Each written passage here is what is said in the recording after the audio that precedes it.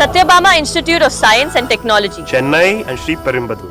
பத்திரிகையாளர் துரை கருணா தொலைபேசி வாயிலாக இணைகின்றார்.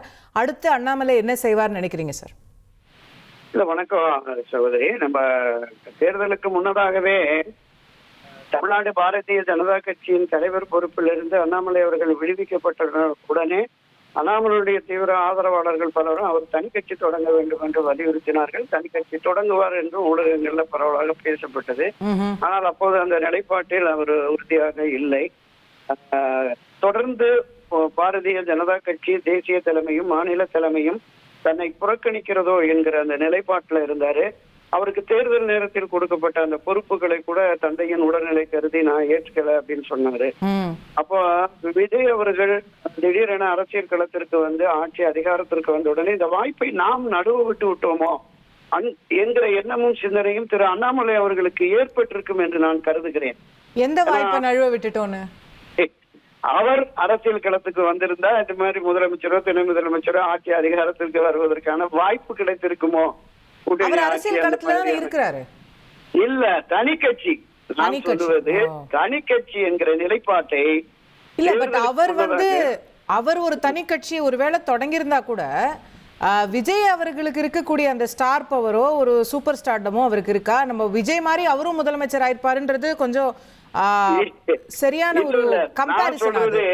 ஆட்சி அதிகாரத்தில் பங்கு என்று விஜய் அறிவித்ததால் விஜயோட இணைந்து கூட தன்னுடைய கட்சியை ரைட் அந்த மாதிரியான அதுதான் சொன்னேன். துணை முதலமைச்சரும் ஏதோ ஒரு வகையில இந்த தேர்தல் களத்துல ஒரு முக்கிய சக்தியா இருந்திருக்க தமிழக தேர்தல் களத்தில் நாம் ஒரு முக்கிய பங்காற்றி இருக்க முடியும் என்கிற ஒரு எண்ணம் சிந்தனை அவருக்கு வந்திருக்கலாம். எனவே ஒரு தேசிய கட்சியினுடைய வழிகாட்டுதலோடு ஒரு மாநிலத்தின் கட்சியை நாம கொண்டு செலுத்துவதற்கு முடியாதுங்கிறது அவருடைய அனுபவமா இருக்குது. ஏன்னா அவருடைய தேசிய கட்சியினுடைய பார்வையிலிருந்து விலகி இந்த திராவிட கட்சி அரசியல தான் அண்ணாமலை எடுத்தார். நம்ம பார்த்தோம் திமுகவுக்கு எதிராக மிக தீவிரமாக அவர் களமாடினார். அவர் அடிச்சு ஆட ஆரம்பிச்சாரு.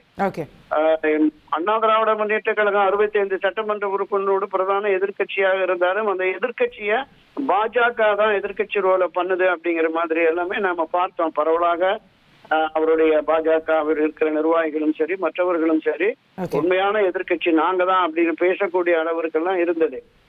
பாரதிய ஜனதா கட்சியை தமிழகத்துல நோட்டாவுக்கு கீழே இருந்த வாக்கு சதவீதத்தை ஓரளவுக்கு உயர்த்தி கொண்டு வந்ததுல அண்ணாமலைக்கு பெரும் பங்கு உண்டு. என் மண் என் மக்கள் யாத்திரை என்பது புதிய இளைஞர்கள் அரசியலுக்கு வர விரும்புகிற புதிய இளைஞர்கள் அவர் பின்னால் அனுபவித்ததையும் பார்த்தோம். அப்போ இவை எல்லாவற்றையும் பயன்படுத்தி நாம் ஒரு புதிய அரசியல் கட்சியை தொடங்கலாம் என்கிற எண்ணத்திற்கு அவர் வந்திருப்பார்.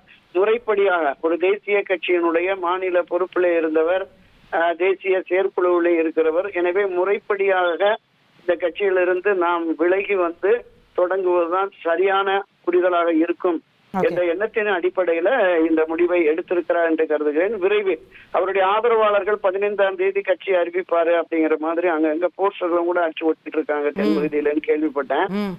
எனவே என்ன நிலைப்பாடு என்பதை இன்று 12 மணிக்கு வலைத்தளங்கள் மூலமாக சொல்லுவதாகவும் திரு அண்ணாமலை அவர்கள் சொல்லியிருக்கிறாரு. என்ன சொல்ல போகிறார் அதை வச்சு நாம பேசுவோம் சகோதரி.